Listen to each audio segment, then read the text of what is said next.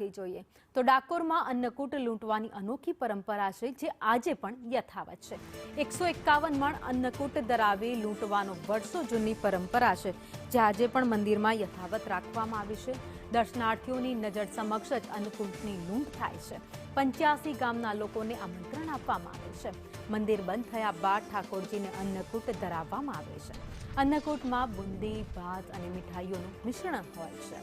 બેસતા વર્ષની પરંપરા આ વર્ષે પડતર દિવસે ઉજવવામાં આવી છે।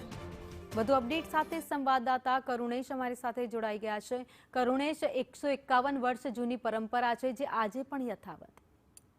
બિલકુલ ભાવિની, ડાકોર જે સુપ્રસિદ્ધ યાત્રાધામ છે ખેડા જિલ્લાનું, જ્યાં 151 વર્ષ જૂની પરંપરાનું આજે પણ પાલન થાય છે।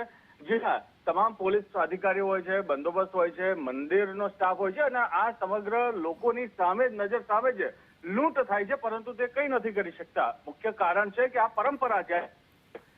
પ્રથા મુજબ વાત કરીએ તો મંદિર પ્રશાસન દ્વારા 85 ગામના લોકોને આમંત્રણ આપવામાં આવે છે અને આ તમામ ગામના લોકો મંદિર ખાતે પહોંચે છે અને જે અન્નકૂટ આજના દિવસે ખાસ અન્નકૂટ નવા વર્ષે જ્યારે અન્નકૂટ ધરાવવામાં આવે છે રાજા રણછોડને, એ અન્નકૂટ જે અન્નકૂટ છે 151 મણ અન્નકૂટ છે। આ 151 મણનો અન્નકૂટનો જે ઢગલો કરવામાં આવે છે અને આ તમામ લોકો આમંત્રિત લોકોને લૂંટ કરવાનું કહેવામાં આવે છે અને તુરંત જ આ તમામ જે લોકો છે એમને જેટલો પણ એમના હાથમાં આવે અને એમની જોડીમાં જેટલો આવે તેટલો પ્રસાદ, અન્નકૂટના પ્રસાદનો લૂંટ કરે છે, પોતાના ગામ જાય છે અને તમામ ગ્રામજનોને આ પ્રસાદની વહેંચણી કરે છે, વિતરણ કરે છે અને આ રીતે આ જે પરંપરા છે તે ઉજવવામાં આવે છે। જી ભાવિની, આભાર માહિતી માટે।